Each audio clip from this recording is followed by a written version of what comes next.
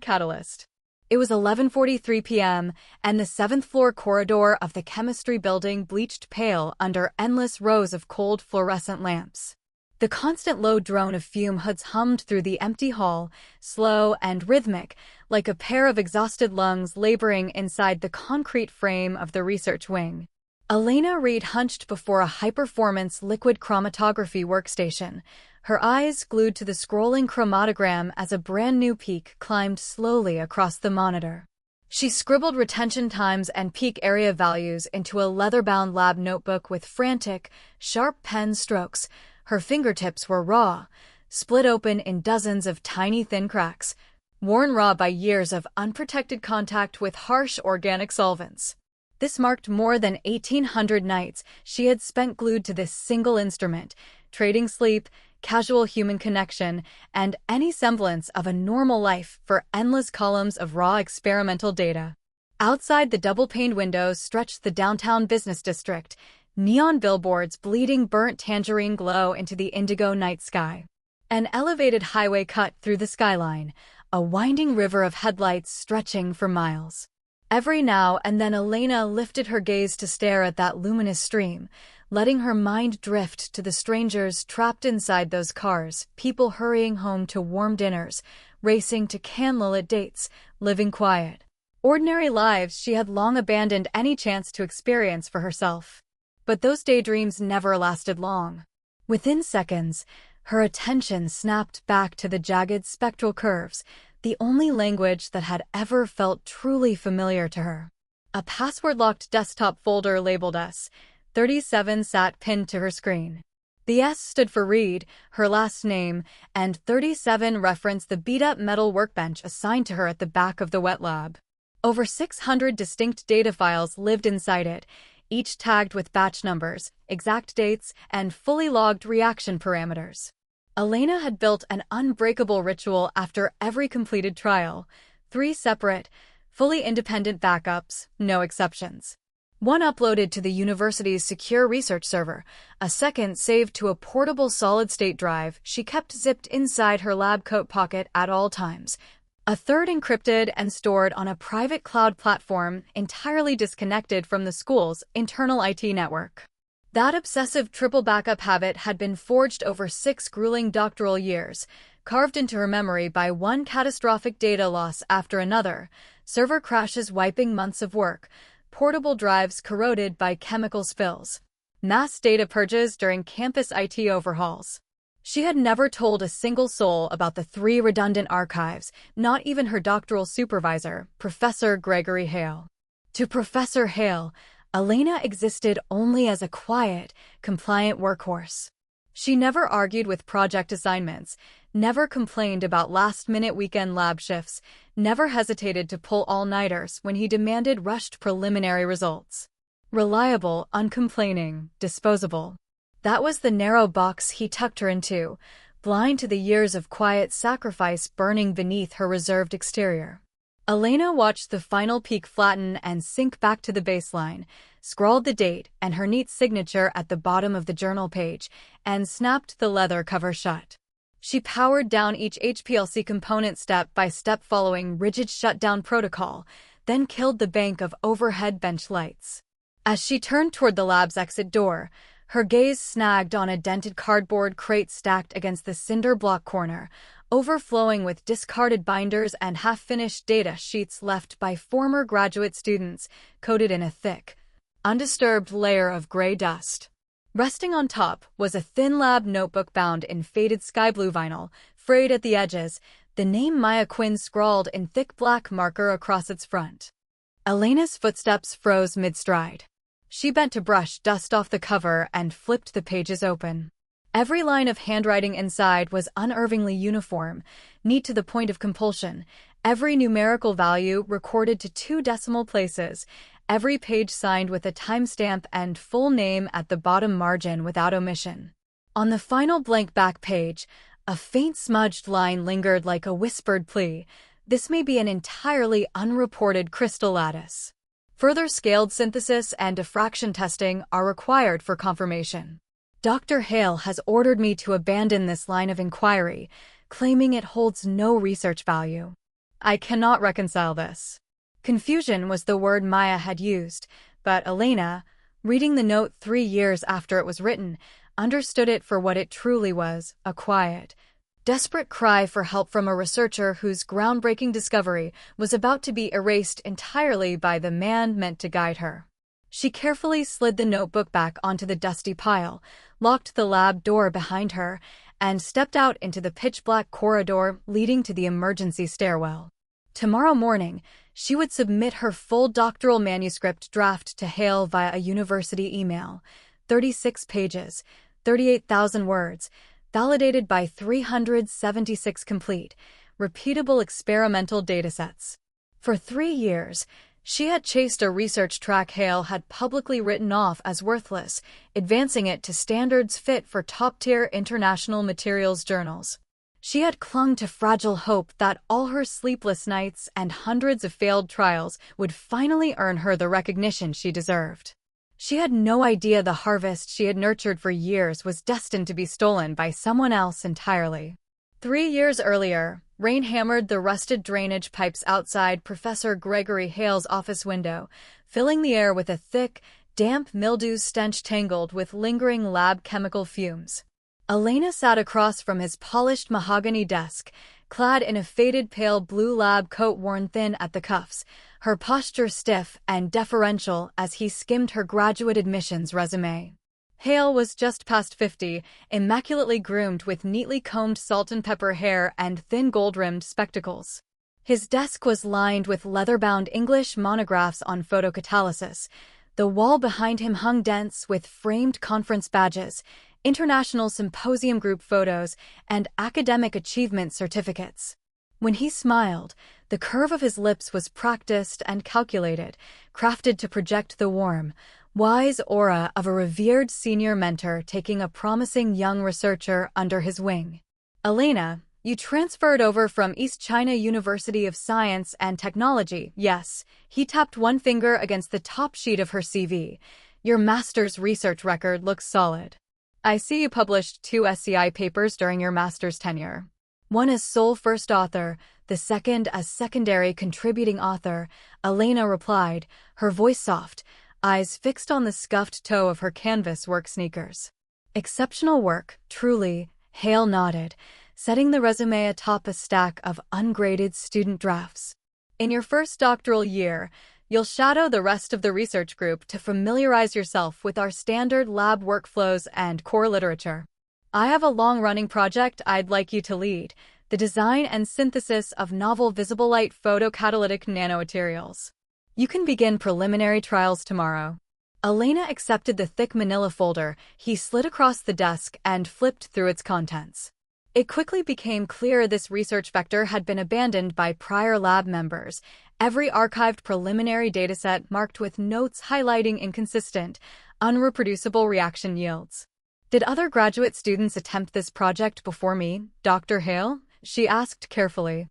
Hale waved a dismissive hand, his genial expression hardening for a split second before softening again. A handful of undergrads and master's students dabbled with basic synthesis steps, but all folded at the first sign of experimental roadblocks, lacking the necessary grit to push forward.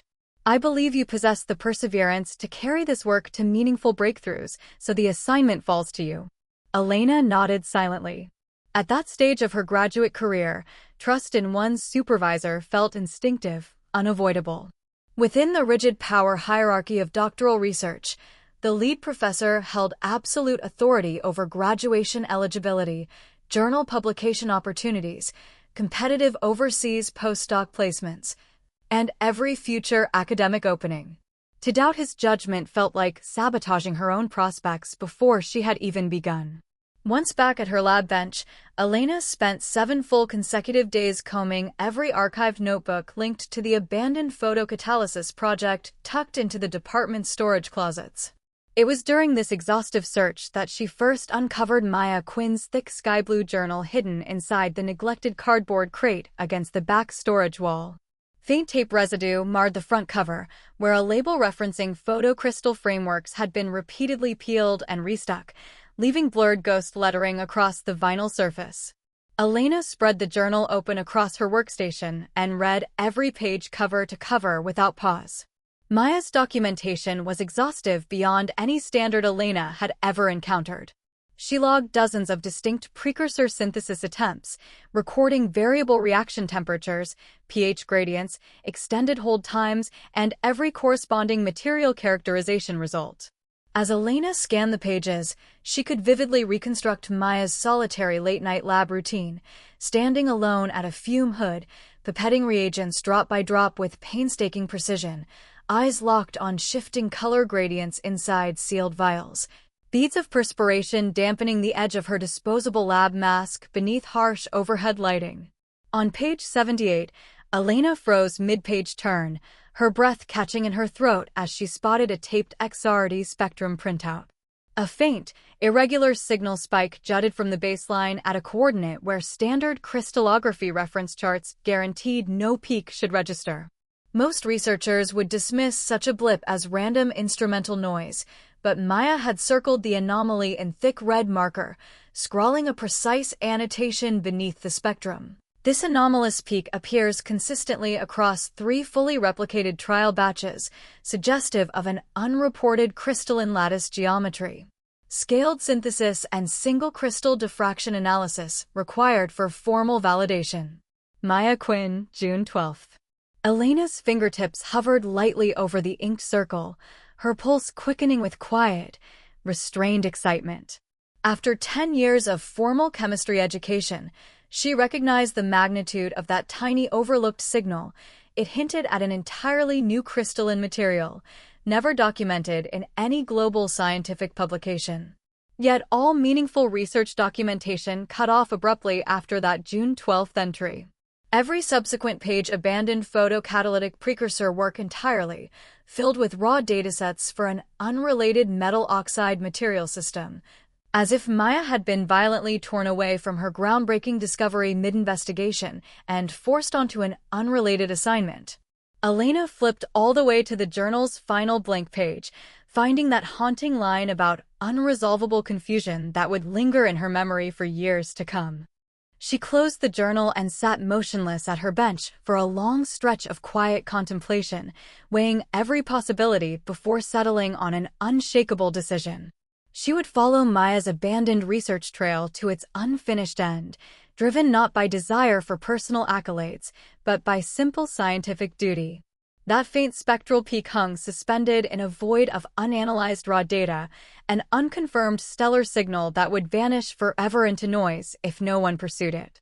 Elena resolved to be the one to chase it down.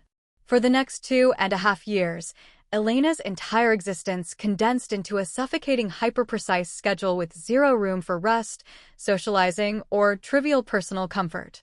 She woke at 6:30 a.m. sharp and arrived at the chemistry lab by 7, loading samples into XRD, TM, and BET equipment before other students began booking instrument slots. She rushed through minimal, bland lunch portions in the campus cafeteria, returning immediately to process characterization data and draft the next day's experimental protocols. Evening hours were reserved for wet lab synthesis, often stretching until 11 p.m. or well past midnight when multi-step reaction cycles required constant overnight monitoring.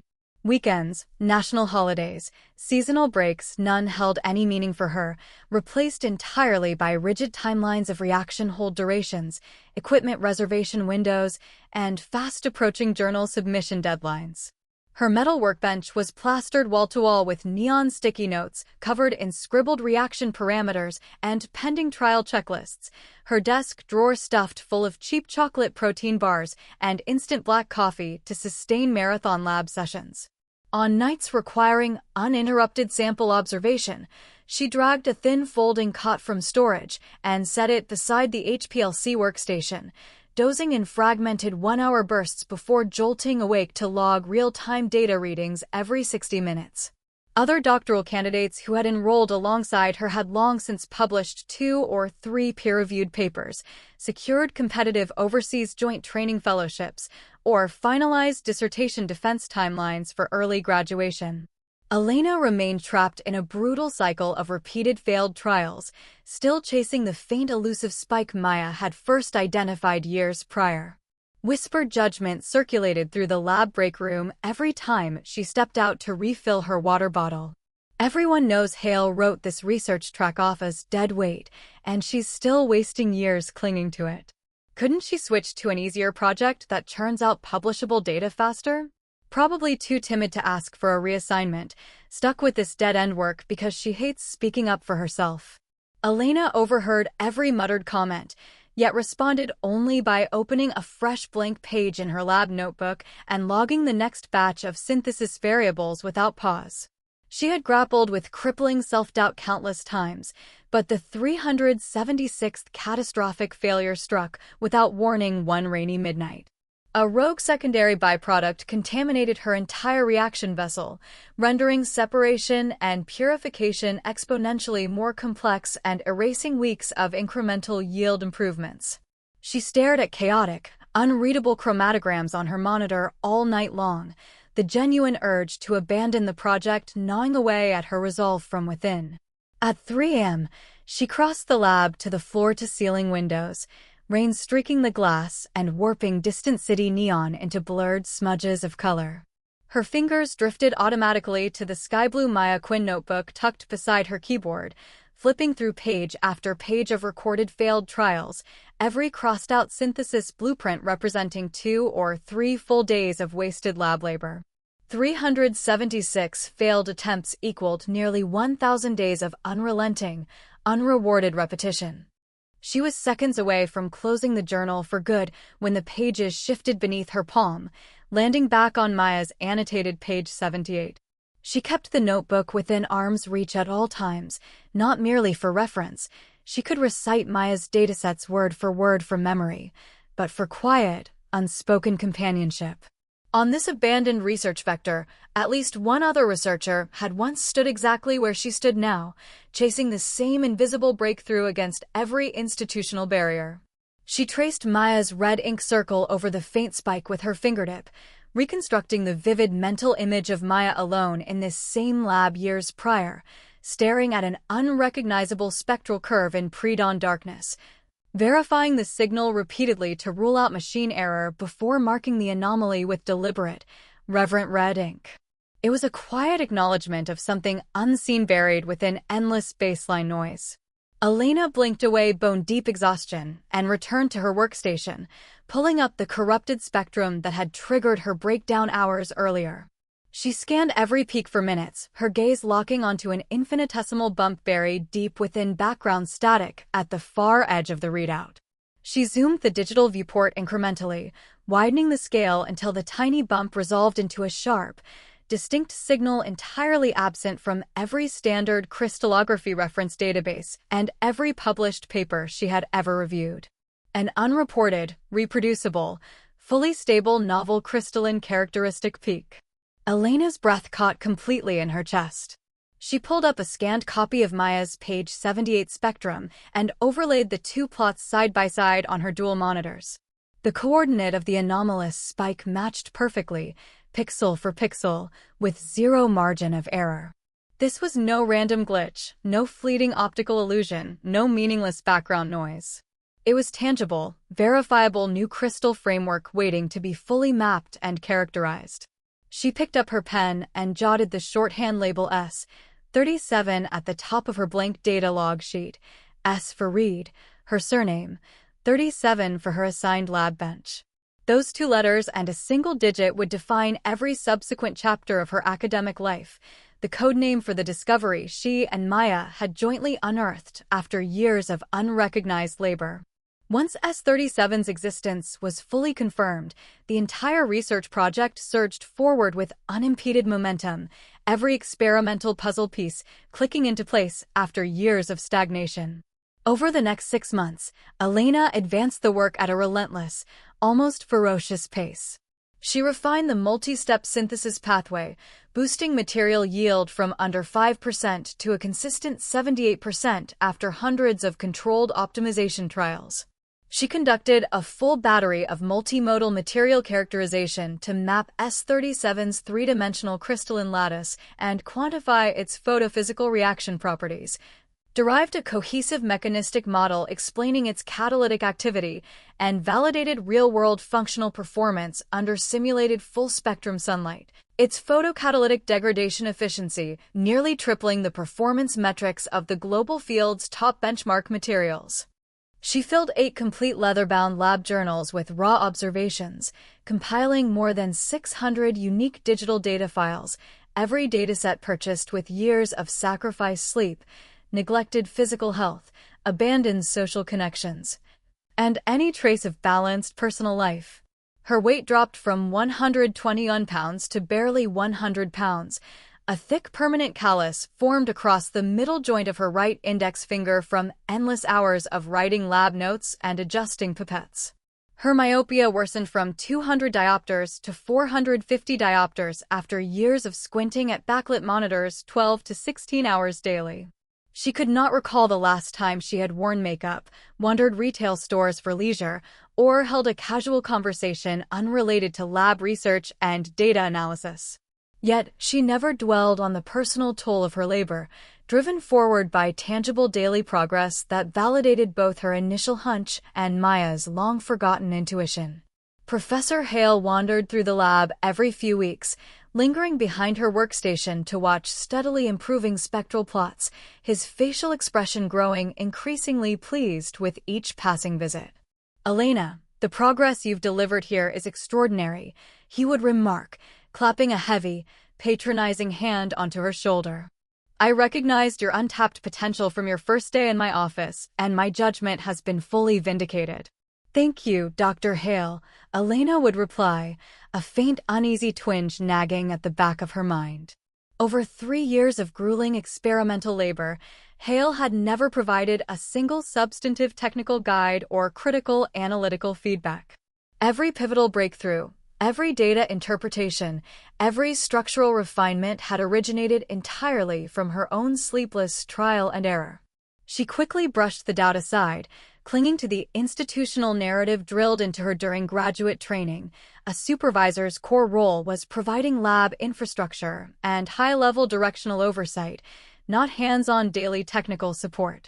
Consolidate all compiled datasets into a cohesive full manuscript draft and forward it to my university email address for review, Hale instructed, leaning against her bench with uncharacteristic gravity. "We will target only the highest impact journals, either the Journal of the American Chemical Society or Adjuvant Chemie. If our characterization results hold up to peer scrutiny, we will set our sights on Nature materials." Elena's face softened with quiet restrained hope at the journal's name. A single Nature materials publication represented a career-altering milestone for any doctoral student: eligibility for early graduation, open access to elite global postdoc laboratories, even direct consideration for tenure-track faculty roles at top research universities worldwide. The journal's impact factor hovered above 40, a benchmark most materials scientists spend entire decades chasing without success. "I will dedicate every waking hour to refining the manuscript until it meets publication standards," she promised him, resolve hardening in her chest. "This cannot merely be a competent draft.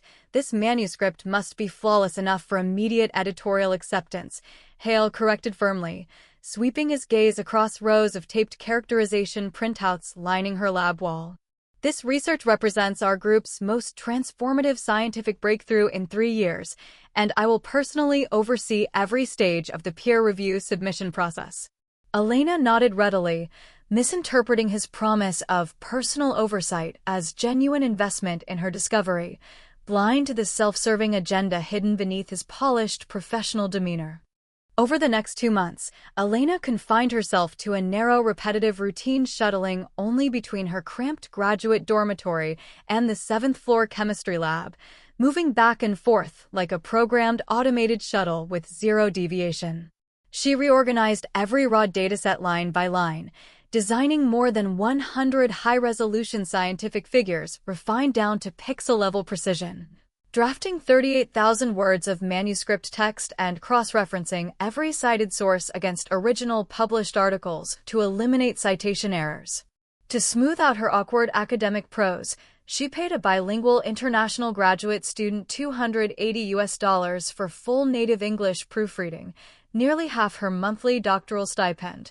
Savings accumulated over 6 months by skipping takeout, avoiding all non-essential retail purchases, and limiting cafeteria meals to the cheapest vegetarian options available. The financial sacrifice stung deeply, yet she deemed the investment fully worthwhile to properly present S-37's groundbreaking discovery to the global scientific community. In the manuscript's acknowledgments section, she typed one unedited line of gratitude: "Special thanks to Maya Quinn for foundational preliminary experimental exploration that laid critical groundwork for this investigation." She hesitated for several minutes, debating deletion, knowing Hale disliked acknowledging former students whose research he had officially discarded as worthless, yet left the sentence intact. It was one small compromise she refused to surrender for his approval. The evening she finished the final draft, Elena remained at her workstation until 3 a.m., running through every figure, table, and paragraph one last time to catch typos or formatting flaws before compiling the full digital document. On the manuscript's title page, she typed author attributions exactly as she believed they deserved to appear upon formal publication. First author, Elena Reed; corresponding author, Gregory Hale. Her reasoning was straightforward. Hale had supplied lab facilities, research funding allocation, and high-level project oversight to justify corresponding author status, while she alone designed every experiment, synthesized all samples, analyzed every dataset, and wrote the full manuscript draft, making her the unambiguous primary first author. She saved the finalized document, opened a new university email draft, uploaded the full manuscript file as an attachment, and input Hale's official department email address into the recipient bar. Her email body read, "Dr. Hale, attached, please find the complete first draft of the S-37 photocatalysis manuscript." All 3 years of experimental raw data, material characterization spectra, and mechanistic analytical frameworks are compiled within the supplementary supporting information file. Please notify me of any edits or revisions required, and I will address all feedback promptly. Thank you sincerely for your academic guidance over the course of this research project. She read the message 3 times to eliminate grammatical errors, then hovered her cursor over the send button for a long moment before clicking it. The instant upload confirmation flashed across her screen, and Elena slumped back against the hard plastic lab chair, a profound weightless sense of relief washing over her after 3 unbroken years of unrelenting labor. She had followed Maya's abandoned research trail to its groundbreaking conclusion, fully validated the novel crystalline framework S-37, and compiled every scrap of supporting evidence into a publication-ready manuscript. Her mind wandered to quiet, hopeful daydreams, her name printed alongside S-37 in materials science textbooks, her parents able to share legitimate pride with extended family, the chance to apply for international postdoc fellowships across Europe and North America. Above all else, she dreamed of tracking down Maya Quinn to return the faded sky-blue notebook and tell her her long-forgotten preliminary discovery had been proven entirely correct. Overwhelmed by exhaustion and quiet relief, Elena's head lolled forward onto her crossed arms atop the workstation, slipping into the deepest undisturbed sleep she had experienced in years. The weekly research group meeting held 2 weeks later would remain etched into Elena's memory as the most devastating afternoon of her entire academic career. The 6th-floor conference room featured floor-to-ceiling glass windows framing mature plane trees lining the campus quad, golden autumn sunlight filtering through dense canopy to cast dappled shifting shadows across the long polished wooden table. Elena sat tucked into the far corner, a printed hard copy of her full manuscript spread open before her, fingers twisting nervously around the edge of a blank-line notebook as she waited for the meeting to begin. She anticipated genuine praise from her supervisor, congratulations from fellow graduate students, formal recognition of thousands of hours of sacrifice poured into unlocking S-37's hidden crystalline structure. All she craved was modest, well-deserved acknowledgement of her relentless hard work. Professor Hale entered last, dressed in a tailored charcoal gray business suit, hair perfectly styled as always, clutching a thick leather presentation folder pressed tight against his chest. His expression carried sharper stern gravity than usual, yet a faint, unmissable glow of self-satisfied triumph lingered at the corners of his mouth. Today's group meeting has a single central topic of discussion, Hale announced, dropping the folder onto the table's center surface and sweeping his gaze across every seated graduate student and research associate. Our research group has achieved a landmark, paradigm-shifting breakthrough within the field of visible light photocatalysis. Elena's heart skipped a beat with quiet anticipation, her posture straightening slightly in her chair. This transformative body of research represents 3 full years of concentrated personal labor invested by myself, Hale continued in a deep resonant lecture tone, voice echoing off the glass windows. From initial research vector conceptualization, through critical technical bottleneck resolution, to final core dataset validation and manuscript construction. Every single stage of this project was personally overseen and executed under my direct oversight. I am pleased to announce the manuscript has already received formal acceptance for publication in Nature Materials. A spontaneous wave of applause rippled around the conference table. Elena clapped mechanically, her hands moving stiffly as cold unease coiled tight in her stomach, registering one glaring omission. Hale had not uttered her name once during the entire opening announcement. Now I will walk the group through every core component of this revolutionary discovery, Hale said, activating the overhead digital projector mounted to the ceiling. The manuscript's title bloomed across the wide screen instantly, and Elena recognized every single word within half a second. This was the title she had rewritten dozens of times, phrasing refined over hundreds of editing hours, vocabulary polished with the $280 native English proofread she had scrimped to afford. The abstract followed next, every sentence, every technical turn of phrase lifted verbatim from her original draft, crafted solely by her own hand over countless late nights at the lab workstation. Figure 1, Figure 2, Figure 3 unfolded sequentially, every high-resolution spectral graphic, structural diagram, and comparative performance chart painstakingly rendered by her during months of sleepless editing. The red-circled S37 characteristic peak stood front and center on the primary XRD plot, the shorthand label she had invented to honor both Maya's preliminary work and her 3 years of validation emblazoned beneath the spectrum. The discovery she had nurtured from a faint-ignored blip in raw data to fully characterized novel material remained displayed before the entire group, yet its creator had been completely erased from the narrative Hale wove for his captive audience. The groundbreaking significance of this research cannot be overstated, Hale droned on, reciting analytical interpretations Elena had derived from thousands of trial datasets, explaining the mechanistic framework she had spent months constructing, outlining real-world performance benchmarks she had validated through hundreds of controlled degradation experiments. He never glanced once in Elena's direction, treating her as a transparent, invisible spectator trapped in the corner as he stole every fragment of her hard-won research for his own public glory. Elena sat frozen in her plastic chair, body rigid as if nailed to the floorboards beneath the table, eyes fixed blankly on the glowing projection screen while her mind spiraled into numb, disbelieving shock. A dull throbbing ache pulsed inside her ribcage, something precious, irreplaceable shattering deep within her chest with every word Hale spoke. After an unquantifiable stretch of hollow silence, Hale concluded his presentation and pulled up the final slide, the official journal author attribution block. First author, Gregory Hale. Corresponding author, Gregory Hale. Elena's name was buried deep within a list of 12 secondary contributors, slotted 7th in sequence, positioned behind a tenured assistant professor who had never set foot inside the wet lab for a single synthesis trial, and several undergraduates who had only run routine characterization tests at her request.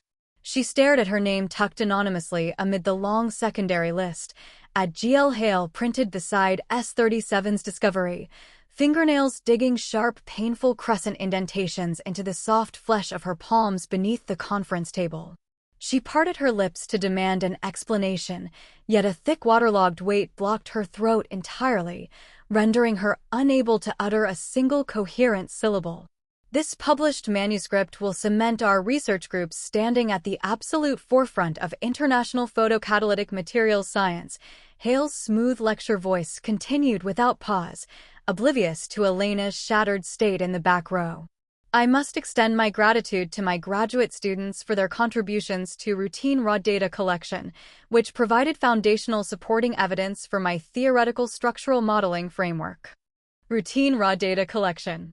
Elena's brain slowly processed those 4 dismissive words, replaying every all-nighter, every failed 376 trial batch, every month of manuscript drafting, every structural deduction she had independently derived, all reduced to mindless, unskilled data entry labor, while Hale laid sole claim to the high-level theoretical innovation originating entirely from her own analytical insight. Another thunderous round of applause erupted around the table, fellow group members leaning forward to congratulate Hale effusively, one doctoral student standing fully upright to praise his 3 years of solitary groundbreaking research. Elena remained seated, motionless, trapped in cold, paralyzing stupor as the room celebrated the theft of her life's most vital scientific breakthrough. Once the meeting adjourned, Hale crossed the emptying room to stand beside Elena's chair, pressing a heavy, suffocating palm onto her shoulder. Elena, you've delivered invaluable labor throughout this project, he purred, tone artificially warm and benevolent, masking predatory satisfaction beneath his practiced academic facade. Your experimental datasets are thorough and consistent, well executed. Maintain this dedication, and further opportunities will present themselves in due time. When you approach your dissertation defense, I will assign primary first author credit to you on a supplementary publication as compensation for your efforts. Elena lifted her head to dissect the false expressions across his face layer by layer. The warm, proud smile she had once imagined him wearing upon seeing her completed breakthrough was nothing more than greedy satisfaction after consuming a hard-won prize, patronizing admiration for disposable labor. Hollow charity dangled as a bribe for continued silence. Her lips trembled slightly as a quiet, hoarse response spilled past her blocked throat. I understand, Dr. Hale. Hale nodded in satisfaction and exited the room, leaving Elena entirely alone amid scattered presentation handouts and abandoned coffee mugs. Autumn sunlight continued filtering through plane tree foliage, casting identical dappled light patterns across the polished table surface, every physical detail unchanged from the meeting's start. Yet an irreversible line had been crossed inside her mind. Her name had been permanently erased from S-37's official narrative. Elena did not cry, stage public confrontation, file informal department grievances, post anonymous social media rants, or voice a single critical word within the group's private messaging chat after the meeting. She returned directly to the 7th floor lab, changed back into her stained blue work coat, and seated herself at her S-37 workstation, scrolling through raw spectral data as if wrapping up an ordinary afternoon batch of characterization analysis.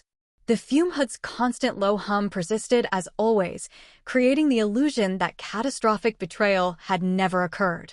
Only she could feel the catastrophic internal avalanche unfolding within her psyche, every memory of uncompensated sacrifice replaying in brutal, unrelenting loops behind her eyes. She recalled countless all-nighters hunched over chromatography equipment, frigid winter months boosting yield from 5 to 78% through thousands of incremental adjustments, 6 months of frugal budgeting to afford manuscript proofreading. The hesitant acknowledgement of Maya she had written into the acknowledgements section. Every time Hale dismissed her 3 years of independent innovation as trivial data collection echoed in her head, a blade driven into her spine from behind, leaving her unable to cry out for justice without risking total annihilation of her doctoral career. She understood the brutal power imbalance governing graduate research hierarchy far too clearly. A doctoral student trapped beneath their supervisor's authority existed as a vulnerable, defenseless pawn with zero leverage to fight back. A formal grievance would be reviewed by Hale's professional peers, conference collaborators, and regular dinner acquaintances, who would instinctively prioritize a tenured professor's testimony over an anonymous graduate student's allegations. Anonymous exposés would be swiftly removed, followed by defamation lawsuits filed against her by Hale. Her doctoral diploma, defense scheduling, and critical recommendation letters all rested entirely within his control. Direct open rebellion would erase 6 years of graduate research labor overnight. Elena did not fear losing her own credentials, yet she refused to allow S-37 discovery belonging equally to Maya and herself to vanish alongside her ruined career if she acted recklessly out of rage. Hale had suppressed S-37 once before to exploit Maya's labor for profitable corporate contracts. Now he intended to claim the breakthrough as exclusive personal prestige for top-tier journal publication. She could not allow that hard-won discovery to remain trapped in a plagiarist's hands without methodical evidence-backed counteraction.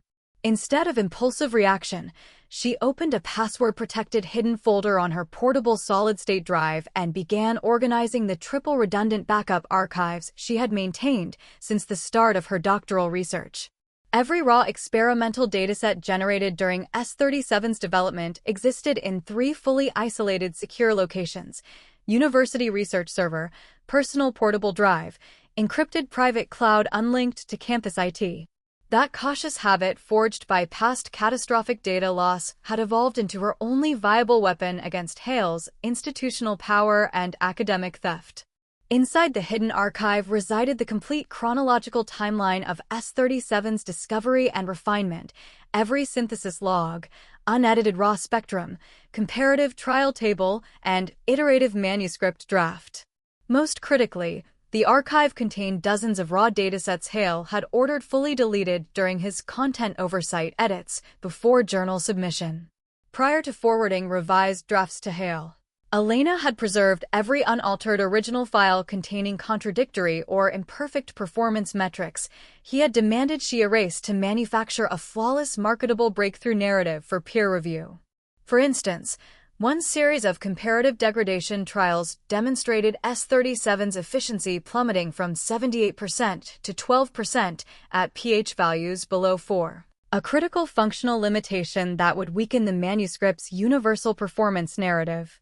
Hale dismissed the dataset as irrelevant and ordered full removal, yet Elena retained all unedited spectral data and trial logs in her encrypted backup. During mechanistic drafting, Elena flagged unresolved intermediate structural ambiguities for future follow-up research. Hale struck every annotation with red digital markup, ordering their deletion to simplify the breakthrough story for reviewers. Elena saved every unredacted manuscript paragraph containing those unresolved caveats within her secure folder, preserving context Hale had deliberately erased to inflate his stolen research's perceived perfection. At the time of backup, she had possessed no concrete retaliation plan. Acting purely on innate distrust of unfiltered institutional authority and quiet awareness that unredacted raw data would one day serve as irrefutable proof of scientific truth if called upon to defend her research integrity. Once finished cataloging deleted datasets and manuscript drafts, Elena opened a separate digital archive housing high-resolution scanned PDF copies of every single page of Maya's Sky Blue Lab notebook. Within days of first discovering the journal, she had photographed every page with her smartphone, organizing images into a chronologically ordered digital archive stored alongside S-37 backups, a secondary safety layer against physical notebook loss or damage. She could not articulate exactly why she had dedicated hours to digitizing Maya's logs, yet the reasoning mirrored her triple data backup system, within an academic system rife with unchecked senior power. Every preserved primary evidence created another lifeline for suppressed scientific truth to surface eventually. That scanned PDF formed the most critical foundation of her evidence chain. Because Maya's handwritten logs contained time-stamped proof she had synthesized S-37's precursor and documented the anomalous spike a full 18 months before Elena inherited the abandoned project. This confirmed Hale had possessed full foreknowledge of S-37's revolutionary potential years prior to assigning the research to her, yet deliberately suppressed Maya's work to coerce her into low scientific value commercial contract testing generating lab funding revenue. When Maya refused to abandon her independent discovery work, Hale retaliated administratively to sabotage her graduate degree progress. Maya had fought back by submitting a formal written research appeal detailing S-37's transformative potential and multi-year validation plan. Hale responded with a 2-line dismissive email threatening severe punitive consequences for noncompliance. Undeterred, Maya continued secret overnight S-37 synthesis after completing assigned corporate testing, hiding after-hours characterization data between industrial project log pages. Hale uncovered her unauthorized independent research and revoked all lab equipment access privileges on fabricated policy violation grounds, eliminating her ability to generate new experimental data entirely. 3 months later, Maya formally withdrew from the doctoral program and abandoned academic research entirely. Elena had caught a fleeting glimpse of Maya on her enrollment day, standing beneath the lab building awning during torrential rain clutching an overflowing cardboard crate. The crate's tape split open, spilling textbooks and the sky-blue notebook onto wet pavement. Elena knelt to gather scattered materials and hand them back. "Thank you," Maya whispered, voice raw and strained by months of unspoken grief and frustration. Elena held the glass door open and watched her trudge out into the downpour, rain blurring her silhouette into sidewalk mist. Maya paused halfway across the pavement to glance back over her shoulder, tear-streaked face visible through sheets of rain. "You're a new incoming graduate student, aren't you?" she asked hollowly. Elena nodded silently. "Work hard on your lab trials, but never trust anyone in this building." Elena had failed to grasp the warning's full weight during her first week on campus. 3 years later, after uncovering Maya's discarded journal and reading that final line of desperate confusion, she fully understood the hopelessness Maya had carried when walking out of the chemistry building for the last time, stripped of her research, academic trajectory, and faith in institutional fairness. The memory of Maya's rain-soaked, defeated silhouette solidified Elena's unshakable resolution to pursue formal disciplinary action, motivated equally by justice for Maya and reclamation of her own stolen discovery. Maya had fought alone and lost, leaving only a discarded notebook as silent testament to her suppressed insight. Elena had inherited that fragile spark of evidence, and she intended to fan it into an unignorable blaze, forcing the university to confront Hale's decades of unchecked exploitation and misconduct. For the following 3 weeks, Elena maintained her ordinary daily lab routine without deviation, attending mandatory shifts, running scheduled synthesis trials, participating in weekly group meetings, interacting with peers with her usual quiet, reserved demeanor. To all outside observers, she appeared entirely unaffected by the catastrophic research theft, handling professional setbacks with admirable maturity and restraint. Hale openly praised her emotional stability during a post-meeting address to the full research cohort, holding her up as an ideal example of cooperative graduate conduct contrasted against students who voiced frustration with assigned project mandates. Elena demonstrates exemplary poise and dedication to scientific research, Hale announced to the assembled group, glancing pointedly at restless, dissatisfied students. Some candidates throw tantrums over minor logistical roadblocks, while Elena accepts every research assignment without complaint and delivers consistent high-quality experimental output. Every lab member should emulate her measured, cooperative attitude. Elena bowed her head and murmured a quiet thank you, fingers clenched beneath the conference table until knuckles blanched pale with suppressed tension. She swallowed every retort burning on her tongue, fully aware premature confrontation would shatter her ability to compile a complete, unassailable archive of evidence before submitting formal misconduct charges. Her strategy was not a single explosive outburst, but a meticulously woven web of time-stamped primary source documentation invisible to Hale until the moment she filed her whistleblower complaint. She began discreetly gathering supplementary corroborating evidence Hale could not anticipate or erase, starting with tracking down a former graduate student who had enrolled alongside Maya, now employed as an industrial research chemist at a regional materials manufacturing plant. Elena scheduled an off-campus dinner meeting, navigating casual small talk for over an hour before gently steering the conversation toward Maya's abrupt program withdrawal years prior. The former student's expression darkened with unspoken regret as he recounted the long unspoken lab tragedy. The entire cohort remembers Maya's sudden departure as an unresolved, uncomfortable mystery, he explained, picking at dinner cutlery with quiet melancholy. She was our most talented, prolific lab worker, publishing multiple strong peer-reviewed papers within her first 2 years, and all of us assumed she would complete her doctorate smoothly before securing prestigious overseas postdoc roles. Out of nowhere, a brutal closed-door argument erupted between Maya and Hale in his private office, and she never returned to lab benches afterward. Some whispered undiagnosed mental health struggles, others speculated an irreparable supervisor-student rift, yet Hale refused to offer formal explanations, and none dared press him out of fear of retaliation against our own graduation timelines. Within graduate research's rigid power structure, disputes between students and supervisors remain locked behind closed doors with no neutral third-party mediation. Elena pressed for information regarding archived mid-program assessment records and Maya's formal written appeals, and the former student confirmed all student grievance materials, supervisor evaluations, and progress paperwork were permanently stored within the graduate program's secure filing archive, accessible only with department administrative authorization. Elena committed this critical detail to memory, delaying archive access requests to avoid alerting Hale in advance.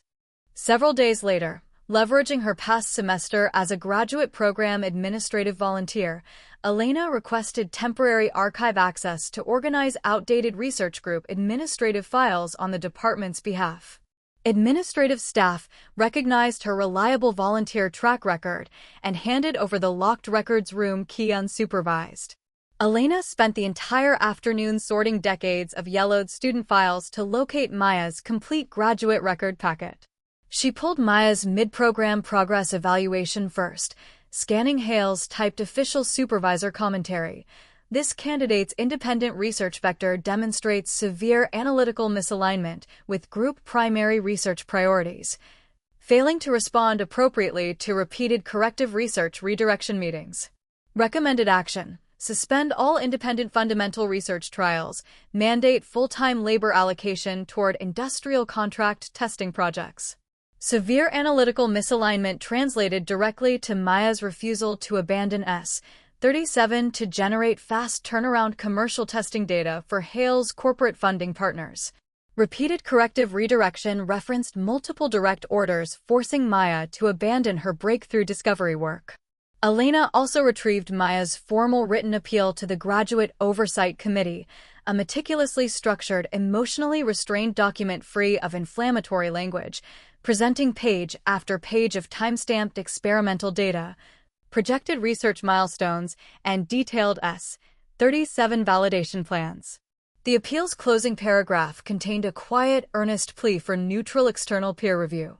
I respectfully request the University Academic Integrity Committee conduct an unbiased, independent evaluation of my completed preliminary experimental data and proposed multi-year validation research framework. I maintain full confidence objective raw experimental results will substantiate this unreported crystalline material's transformative scientific value. A stamped administrative rejection slip stapled to the appeal bore the single-line dismissal rationale: formal appeal denied. Lead supervisor evaluation confirms candidate's independent research vector lacks viable long-term scientific merit.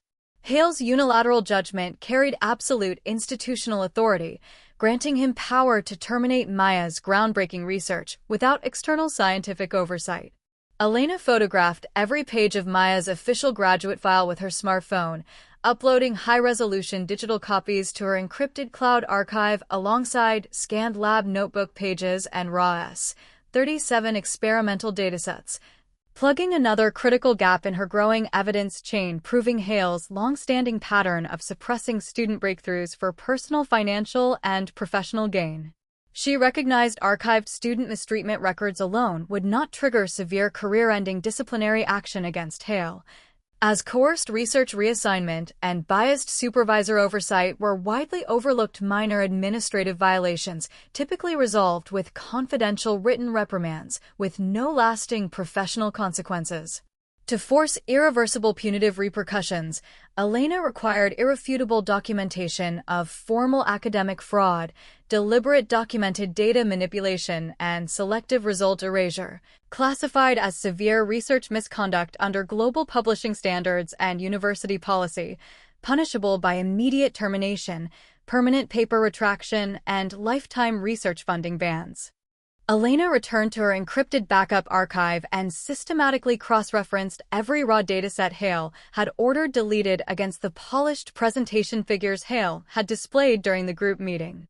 Over 7 consecutive late nights at the lab workstation, she constructed a comprehensive color-coded side-by-side comparative spreadsheet annotating every instance of intentional data omission or spectral alteration, pairing unedited raw screenshots with sanitized published figures to quantify performance discrepancies concealed from peer reviewers. Each annotated entry included timestamped file metadata from her triple redundant backup archives to create an unassailable visual record of intentional scientific misrepresentation intended to inflate S37's perceived industrial utility for top journal prestige.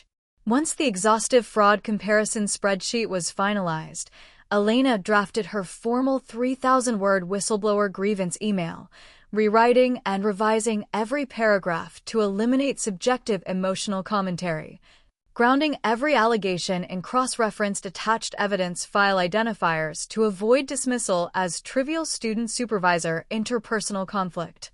The email subject line read clearly and unambiguously, "Formal allegation of severe academic misconduct concerning novel photocatalytic crystal framework S37, unauthorized student research appropriation, deliberate raw dataset manipulation, and intentional erasure of prior graduate student scientific contributions." The opening paragraph contained full legal identity disclosure as verified whistleblower. I, Elena Reed, doctoral candidate under supervision of Professor Gregory Hale, submit this fully signed formal grievance alleging verifiable severe academic misconduct perpetrated by Professor Gregory Hale in connection with the Nature Materials S37 manuscript, including unlawful appropriation of independent graduate student discovery, intentional selective erasure and manipulation of contradictory raw experimental data, and deliberate suppression of foundational preliminary research completed by former graduate student Maya Quinn. Elena divided the grievance body into 4 fully evidence-backed structured sections cross-referenced to archived digital files. Maya's scanned lab notebooks and university graduate archives prove Hale possessed full foreknowledge of S37's value 18 months prior to assigning the project to Elena, yet deliberately suppressed Maya's work to force commercial contract labor, administrative retaliation directly precipitating her involuntary doctoral withdrawal. Annotated raw versus redacted data spreadsheets enumerate 19 distinct instances of intentional dataset deletion concealing critical material performance limitations, creating misleading, incomplete spectral datasets submitted to journal peer reviewers without disclosure. 3 years of timestamped lab logs, iterative manuscript drafts, and supervisor email correspondence provide primary source proof Elena independently designed all experiments, completed all characterization testing, derived the full mechanistic model, and authored the 38,000-word manuscript with 0 substantive analytical guidance from Hale, whose only editorial intervention was ordering deletion of contradictory, unfavorable experimental results. Legally valid research credit reallocation framework establishing joint primary discovery attribution. Maya Quinn completed precursor synthesis and initial anomalous peak identification. Elena Reed completed scalable synthesis optimization, full multimodal characterization, mechanistic modeling, real-world performance validation, and complete peer-reviewed manuscript composition. The grievance's concluding paragraph restated full willingness to surrender all physical lab notebooks, portable storage drives, and encrypted cloud access credentials to university forensic IT specialists for independent timestamp authentication of every attached primary source document, guaranteeing zero digital tampering or fabricated evidence. She waived all personal academic career protections to assume full institutional and legal accountability for every factual allegation, disavowing all financial or positional personal compensation demands. Outlining her sole non-negotiable formal request, institutional recognition of Maya Quinn and Elena Reed as S-37's legitimate co-discoverers, mandatory retraction of the fraudulently single-authored Nature Materials manuscript, and formal reallocation of joint first author credit on revised, resubmitted research. The digital signature block listed Elena's full legal name, university doctoral ID, personal contact telephone number, campus residential address, and formal grievance submission date. Before clicking send, Elena stared out the 7th-floor lab window at faint gray pre-dawn light streaking the city skyline. Lab fume hoods hum faded to total silence hours earlier, leaving only workstation fan whirring and her own shallow, rapid breathing echoing through empty lab space. She weighed catastrophic career-ending risks awaiting her if the academic committee sided with Hale's established senior reputation, yet resolved to submit the complaint regardless of personal professional ruin. She clicked send, routing the grievance to the University Academic Integrity Committee official inbox with carbon copies delivered to the Graduate School Dean, Internal Audit Ethics Division, and University Chief Administrative Officer. Combined attached evidence archive file size totaled 4.7 gigabytes, thousands of pages of time-stamped primary source documentation compiled over 3 months of after-hours investigation. No outward institutional action surfaced within the chemistry building for the first 72 hours following grievance submission. Elena maintained her unchanged daily lab routine, purchasing minimal cheap cafeteria meals, logging standard synthesis and characterization trials, avoiding unnecessary peer interaction to minimize speculative gossip circulating through lab break rooms. Beneath her calm surface demeanor, she remained acutely aware her thousands of pages of attached evidence were undergoing line-by-line forensic review by university ethics staff behind closed administrative doors outside her line of sight. On the 4th weekday morning, mid-12-hour photo catalytic degradation trial, Elena's mobile phone vibrated with an incoming call originating from the Graduate Program Administrative Office landline. Elena Reed, please report to the 6th-floor department conference room promptly at 3 p.m. this afternoon for a mandatory formal interview with members of the University Academic Integrity Oversight Committee. The administrative staff member recited in flat, neutral institutional tone with no supplementary context. I will be present at 3 p.m. sharp, Elena replied, pulse accelerating rapidly yet vocal tone steady and unwavering. At 2:45 p.m., Elena stripped off her stained lab coat, scrubbed all chemical residue thoroughly from her hands, and smoothed stray hair strands before the restroom mirror. Her skin appeared ashen and drained, heavy dark purple under-eye circles marking months of sleepless stress and late-night evidence compilation work, yet her gaze remained steady, unclouded by fear or hesitation. She carried her password-protected personal laptop preloaded with full annotated data fraud spreadsheets and digitized Maya Quinn graduate archive scans for committee presentation upon request. She pushed open the conference glass door promptly at 3 p.m., finding 5 committee representatives already seated around the long polished table awaiting her arrival. Elena immediately recognized several panel members: Committee Lead Chair Professor Arthur Ward, Distinguished Retired Materials Science Academician, and National Research Integrity Auditor with full silver gray hair. 2 Internal Audit University Ethics staff members in formal institutional business attire. The Graduate Program Administrative Coordinator familiar from volunteer archive work. An unfamiliar, middle-aged female university legal counsel retained to mediate academic misconduct. Hearings. Please take a seat across from the committee table, Ms. Reed, Professor Ward instructed, gesturing to an empty plastic conference chair positioned facing the assembled panel. Elena sat straight-backed, hands folded neatly atop her knees, every muscle held rigid with quiet vigilance. We have received your complete whistleblower submission and all attached digital evidence archives, Professor Ward began, pen hovering over leather-bound official hearing notebook, tone impartial and measured with zero visible bias toward either party. Our digital forensics team has begun verifying file creation timestamps and edit logs to authenticate all submitted primary source material. Today's closed-door interview exists solely to clarify ambiguities within your written grievance and cross-examine core supporting evidence. Elena nodded once, signaling full transparent readiness to answer every inquiry. First core inquiry. Professor Ward leaned forward slightly, gaze fixed directly on her eyes.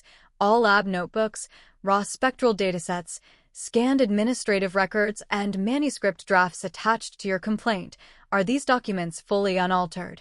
Unedited original copies with no fabricated entries or digital manipulation of any kind? Every single file and physical record is 100% unmodified primary source material.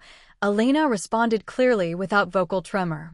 University IT forensic specialists may conduct full timestamp validation across my personal solid-state drive, encrypted private cloud account, and university lab server archive.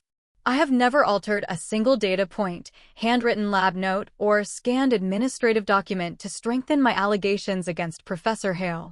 All contradictory, flawed performance metrics and suppressed research records exist exactly as they were generated during active experimentation and official university administrative filing. Professor Ward scribbled extensive notes before posing the second major line of questioning. Walk the panel through a fully documented concrete example of Professor Hale ordering systematic contradictory raw data deletion and display corresponding raw versus redacted spectral plots on your laptop for our review. Elena rotated her laptop screen to face all 5 committee members and opened the color-coded comparative spreadsheet, tapping her cursor to highlight stacked pH gradient degradation trial panels. This pH gradient testing series serves as definitive proof of intentional data filtering.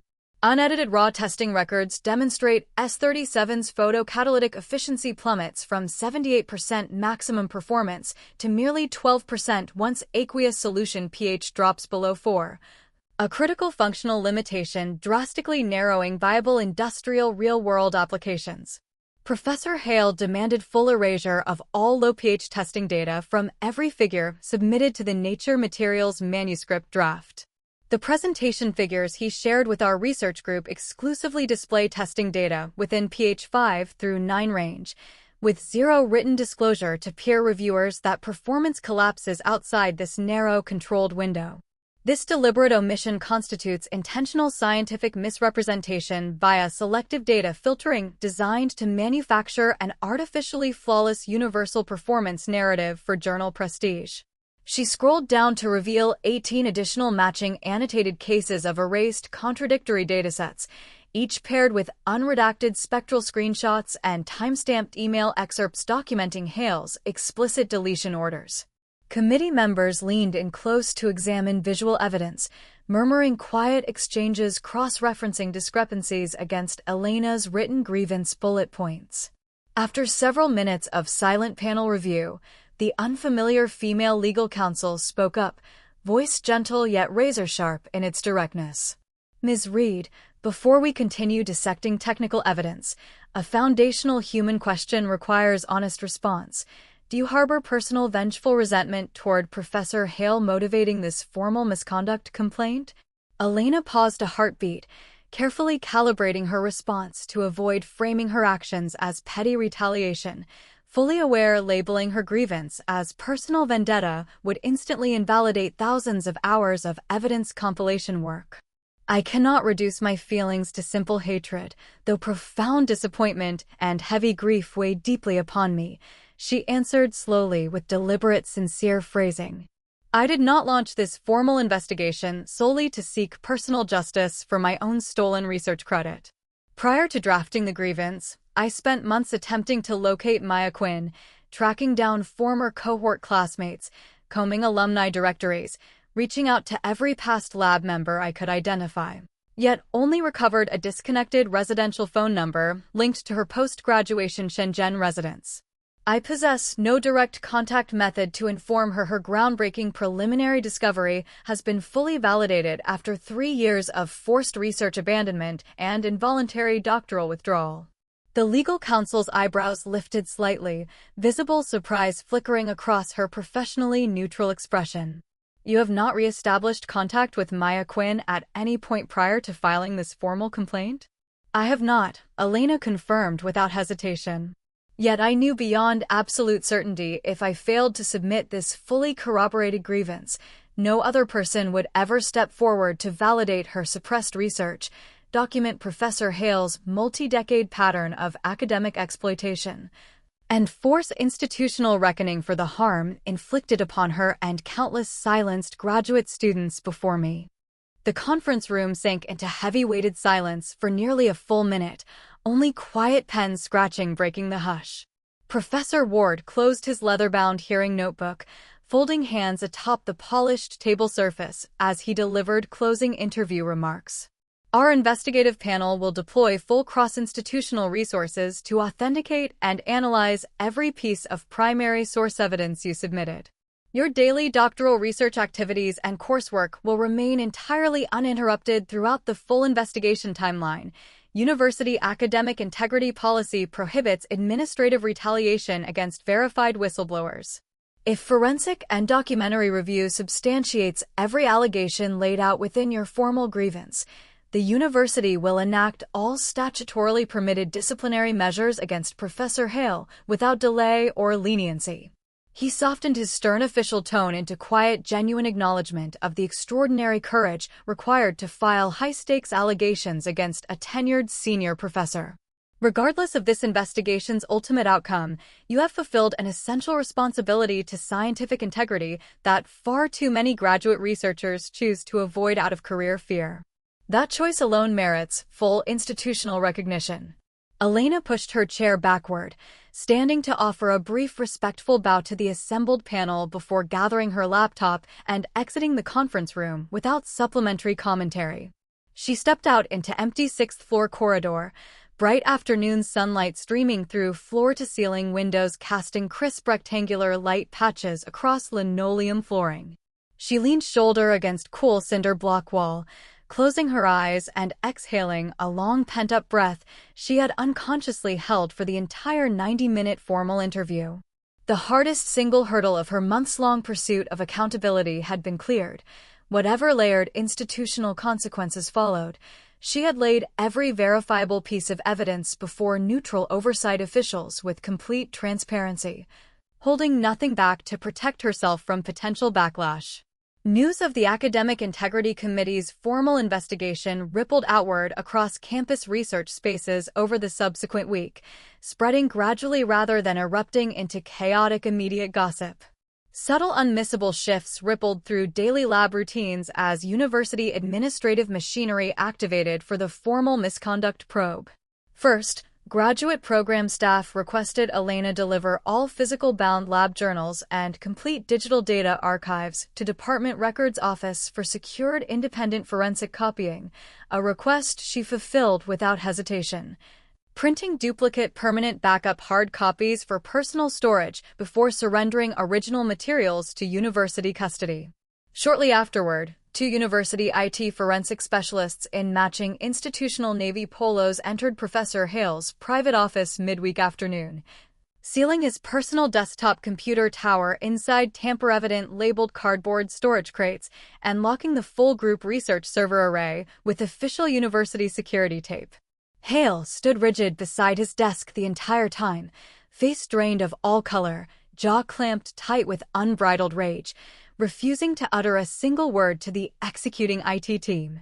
Word of seized digital equipment spread like wildfire across campus research facilities within hours, sparking endless whispered speculation among graduate students, postdocs, and tenured faculty alike. Elena found herself subjected to constant sideways glances and fragmented whispered conversations every time she stepped outside her isolated workstation. Some peers watched her with quiet, unspoken admiration for risking her full doctoral career to confront institutional power imbalance. Others stared with naked unease. Terrified her grievance would trigger sweeping internal audits, disrupting their own thesis timelines and publication prospects. A small subset of Hale's long loyal protégés regarded her with open, unmasked hostility, framing her formal complaint as selfish sabotage of the entire research group's collective reputation and future. Grant funding eligibility. The most overt confrontation originated with Tyler Barnes, another doctoral candidate enrolled alongside Elena, a favored Hale protégé granted multiple first author publications through minimal hands-on lab labor. He blocked her corridor path midway between lab suites, voice lowered to sharp aggressiveness to avoid administrative staff attention. Elena, what exactly do you think you're accomplishing filing this misconduct complaint against Dr. Hale? Tyler's jaw tightened, shoulders squared in confrontational posture, every syllable dripping with resentment. This investigation will drag our entire research group's name through institutional mud. Every single one of our ongoing manuscripts, grant applications, and graduation defense schedules hang in the balance because of your personal grudge against our supervisor. How can you justify ruining all of our professional futures over one single research project dispute? Elena met his heated glare without flinching, maintaining calm, measured tones starkly contrasting his volatile anger. Tyler, answer one straightforward question for me, she replied evenly without malice or condescension. How many of your published first author papers were fully designed, experimentally executed, data analyzed, and manuscript written entirely by your own hands, with zero pre-drafted material or substantial analytical input provided to you by Professor Hale? Tyler froze mid-rant, face flooding embarrassed crimson, all aggressive confidence evaporating instantly as he recognized the core hypocrisy of his accusation. That's irrelevant to this current situation, he mumbled defensively, gaze darting away to avoid direct eye contact with her. I disagree entirely, Elena said, stepping sideways to slip past his blocking frame and continue toward her workstation without further engagement. Multiple identical minor confrontations followed over the subsequent week, ranging from passive-aggressive vague social media posts condemning whistleblower culture to loud deliberate hallway monologues decrying students prioritizing personal grievances over lab harmony. Elena absorbed every harsh word and cold sideways stare without responding or retaliating, fully aware trivial interpersonal friction paled in comparison to the systemic academic injustice she had set out to dismantle for both Maya and herself.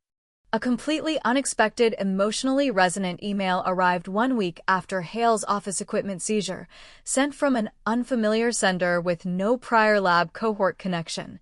Dear Elena, I was Maya's undergraduate roommate and closest friend throughout her entire doctoral tenure. News of your formal misconduct grievance against Professor Hale reached me through mutual former lab alumni this week. Maya endured nearly 2 full years of intensive clinical major depressive disorder treatment directly stemming from unfair termination of her groundbreaking photocatalysis research and forced involuntary doctoral withdrawal. She currently resides in Shenzhen, employed in corporate administrative work entirely disconnected from materials chemistry research to avoid traumatic academic flashbacks. I cannot guarantee she will agree to direct communication, yet I am willing to forward any written message or supporting evidence you wish to share to her private personal email address. Thank you endlessly for pursuing formal accountability for the injustice she was powerless to resolve on her own 3 years ago.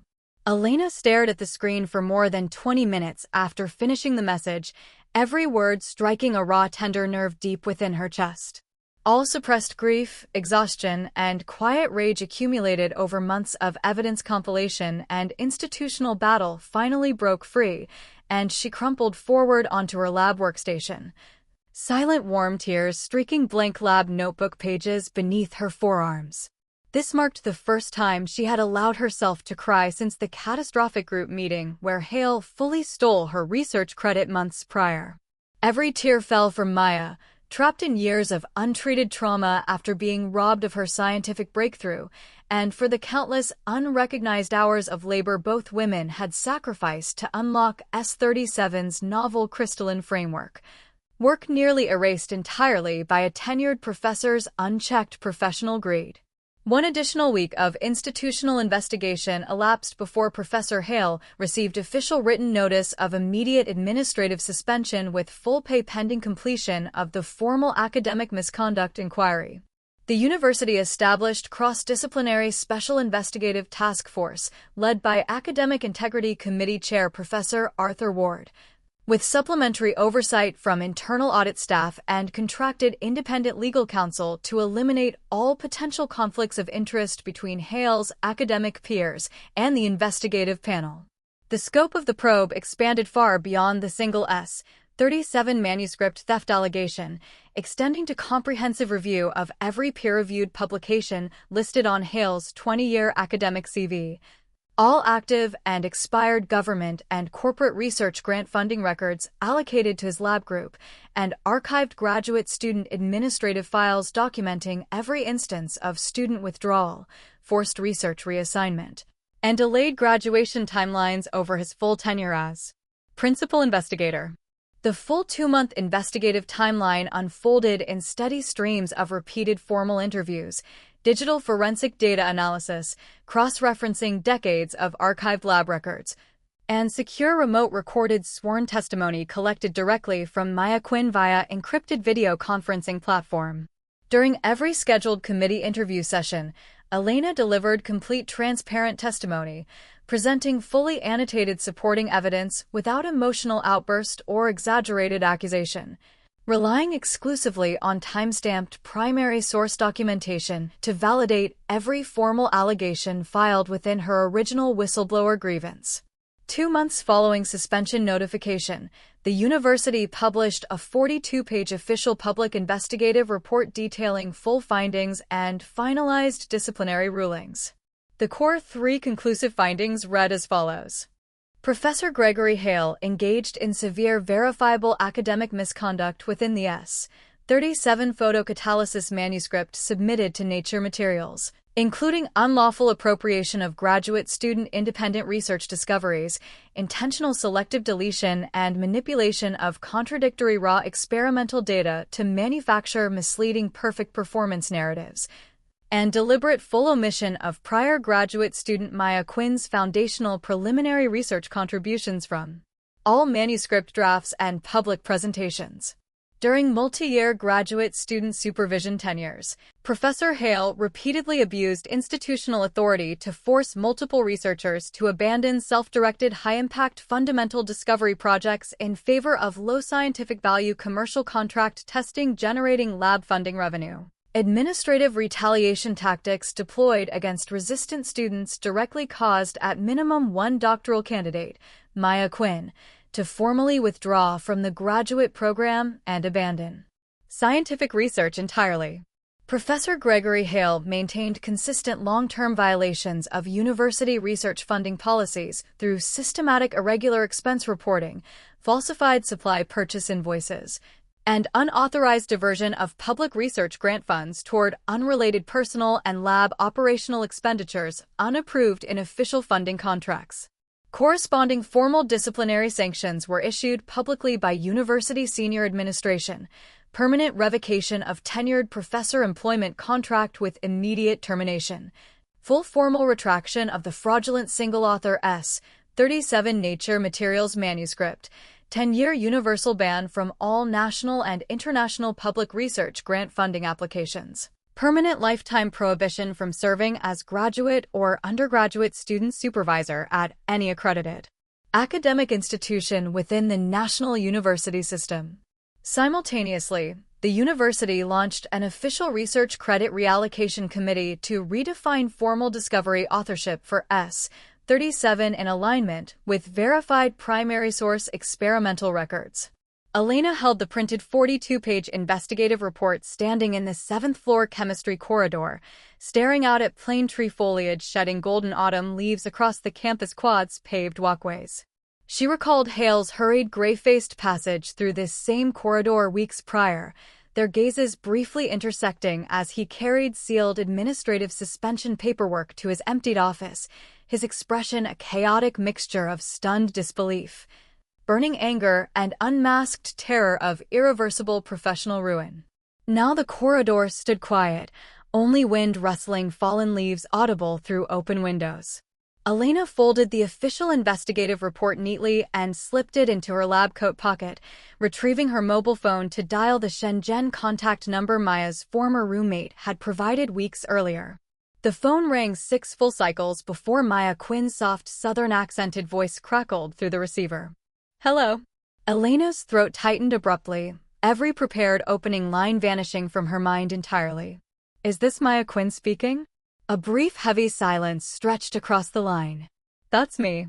Who's calling?" "My name is Elena Reed. I read your Sky Blue Lab notebook left in the storage crate 3 years ago." Another long-waited silence descended over the call line. "That notebook still exists?" Maya's voice softened, fragile as thin glass. "It's in my possession, fully intact. Did you see the red-circled peak on page 78? I saw it. I fully validated the signal across hundreds of replicated trials. It is not random instrumental noise or measurement error. Your preliminary observation was completely correct." Maya's quiet, suppressed breathing crackled through the phone speaker for several long seconds. Elena continued speaking gently through the static line. "I'm calling to deliver official university news. The full academic misconduct investigation has concluded. Professor Hale has been permanently terminated from faculty employment. The fraudulent single-author S-37 manuscript has been formally retracted by Nature Materials.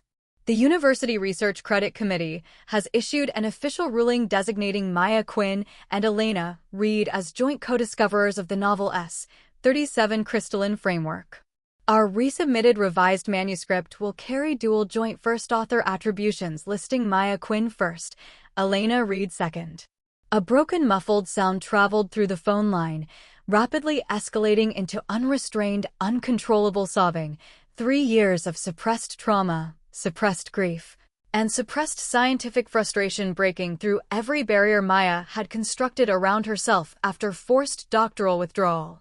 Elena held the phone silently to her ear, letting Maya cry without interruption, her own eyes stinging with matching tears as she listened to the long-delayed release of pain on the other end of the call line.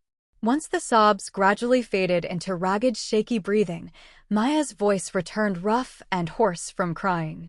"Thank you. Thank you so much. I thought every hour I spent on that precursor material had vanished into dust forever." "Your preliminary groundwork was never wasted," Elena replied quietly. "We both contributed separate critical pieces of the complete discovery story, and both our names will appear permanently on the formal published research record." 1 month later, Maya purchased a plane ticket north and flew to the university campus. Elena met her at the domestic airport arrivals gate amid crowds of travelers hauling rolling suitcases. She spotted Maya instantly within the bustling crowd, thinner than she remembered from that rainy campus day years prior, yet carrying a quiet resilience absent during her traumatic withdrawal. Maya wore a simple dark navy windbreaker and dragged a small lightweight rolling suitcase, their eyes locked across the arrivals walkway, and both women froze for several heartbeats before moving toward each other. Maya extended one hand forward, and Elena grasped it firmly. The November northern air carried sharp, crisp winter chill, yet the brief, firm handshake felt warmer than any human contact Elena had experienced inside the chemistry building in 6 full doctoral years. News of Hale's permanent termination spread rapidly across national and international academic research circles, triggering an unprecedented wave of anonymous and formal student testimonies flooding university and National Academic Oversight Board inboxes within days of the public disciplinary ruling. Elena's personal email inbox filled with dozens of incoming messages originating from domestic and overseas graduate students trapped under similarly exploitative supervisor power dynamics. Multiple emails detailed identical patterns of stolen primary research credit, forced uncompensated commercial contract labor, and supervisor threats withholding graduation to coerce student compliance. One overseas doctoral student wrote detailing years of original computational code and modeling results fully appropriated by their supervisor without any author attribution.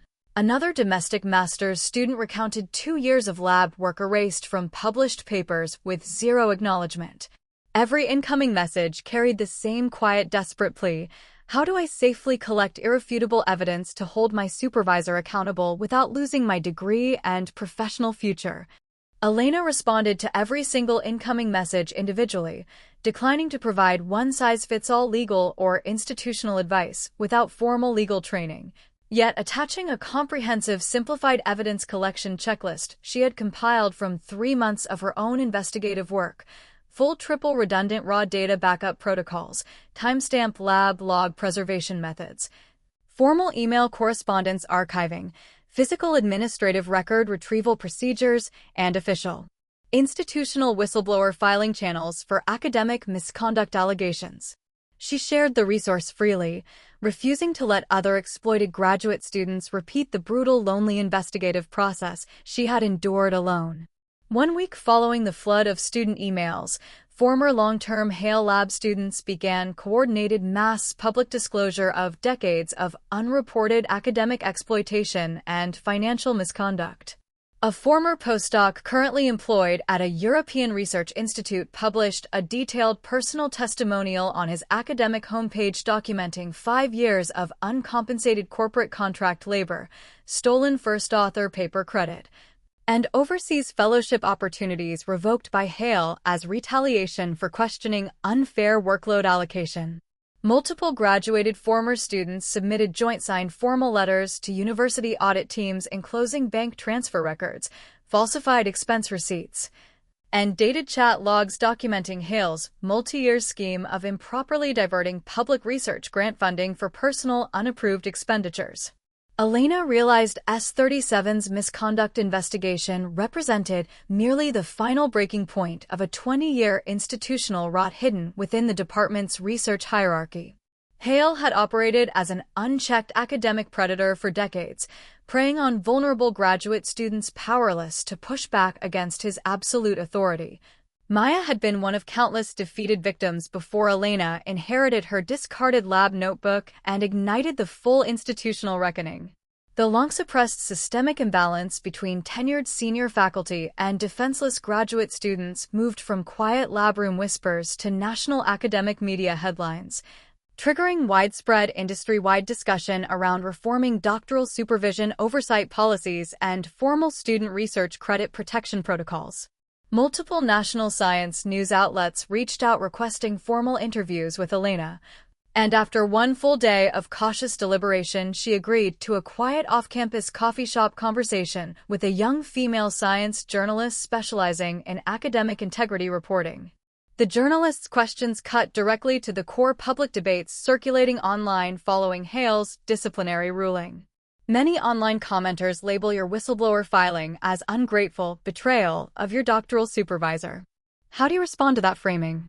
Elena sipped black, unsweetened coffee, the bitter flavor mirroring years of unacknowledged lab hardship. There exists a legitimate reciprocal professional relationship between supervisors and graduate students. The professor provides lab infrastructure, funding access, and high-level directional guidance. Students contribute hands-on experimental labor, original data analysis, and novel research discovery work. This dynamic only functions as fair exchange. When a supervisor abuses their institutional authority to seize full exclusive credit for all student-generated breakthroughs while dismissing years of hands-on labor as trivial menial data entry, this ceases to be a mentorship bond and transforms into exploitative employer-unpaid labor hierarchy. Reporting systemic scientific theft and academic fraud is not betrayal, it is basic defense of universal scientific fairness. The journalist jotted rapid notes before posing the second central question. Prior to submitting your formal grievance, you must have calculated the worst-case catastrophic professional outcomes of filing charges against a tenured senior professor. What risk scenarios did you anticipate, and what motivated you to proceed regardless? I fully prepared to face permanent doctoral expulsion, complete erasure of 6 years of graduate research labor, national academic blacklisting eliminating all future research career opportunities, Elena replied steadily. Yet the alternative consequence of silence carried far heavier moral weight. If I remained passive, S37's true creators would be permanently erased from scientific record. Maya would carry the trauma of having her life's breakthrough stolen for the rest of her life. And Hale would continue exploiting successive generations of vulnerable graduate students trapped under his authority indefinitely. I could not bear to allow another young woman to walk out of this chemistry building, clutching a cardboard crate full of abandoned research, broken by unchecked academic greed. The journalist's published feature circulated widely across domestic academic social media platforms, and the single most widely quoted line from Elena's interview spread to hundreds of research lab break rooms nationwide. Academic laboratories are not private fiefdoms belonging to senior faculty. We sacrifice years of our youth pursuing scientific discovery, not to serve as disposable fuel for other people's career accolades. 3 additional months of cross-institutional peer review and formal research credit arbitration followed the public investigative report before the University Academic Integrity Committee released its binding final formal discovery attribution ruling. The official institutional document confirmed comprehensive validation of Maya Quinn's preliminary precursor synthesis and initial anomalous peak identification, paired with Elena Reed's complete full-scale synthesis optimization. Multimodal structural characterization, mechanistic theoretical modeling, real-world catalytic efficiency validation, and full peer-reviewed manuscript composition work. The revised resubmitted manuscript to the Journal of the American Chemical Society would carry dual joint first author attributions, Maya Quinn, Elena Reed, with all secondary lab contributors listed afterward in order of verified actual experimental participation.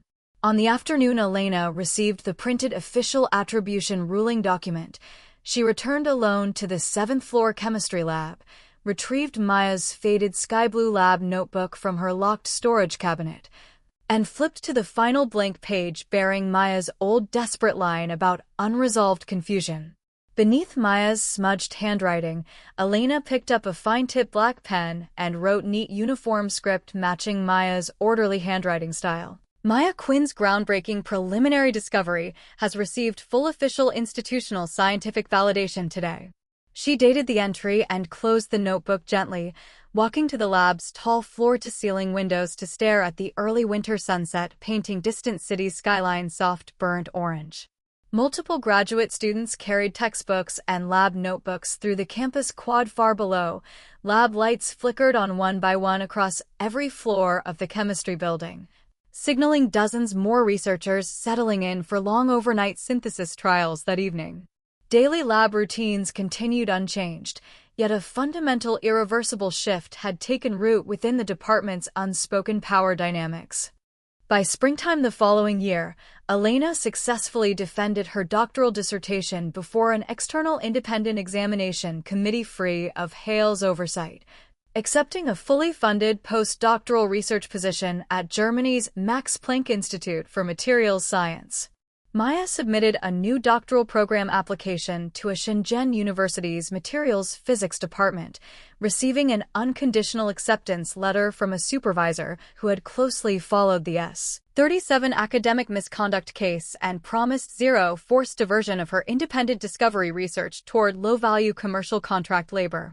The two women arranged a quiet low-key dinner at a shabby local neighborhood restaurant on the evening before Elena's international flight departure, eating simple home-style dishes beneath plastic tablecloths printed garish floral patterns. Drinking cheap bottled beer neither of them knew how to finish fully. Rain began falling gently outside the restaurant's plate glass windows, fine spring drizzle blurring street-side neon signage into soft, diffused glowing halos identical to the rain-blurred city lights. Elena had watched countless late nights during her 3 years chasing S-37's hidden peak. Maya stared out at the wet reflective pavement glistening beneath street lamp illumination and spoke softly across the table. I never imagined I would return to a university research lab after everything that happened to me years ago. Elena lifted her glass to clink lightly against Maya's. You're not coming back to the same broken system we both knew. Your new supervisor respects your autonomy, lets you follow your own research leads without forcing you into meaningless commercial testing. This time, your discoveries belong only to you. Maya offered a faint, genuine smile, the first unburdened expression Elena had ever seen cross her face. I spent so long convinced I'd never touch crystallography again. I buried all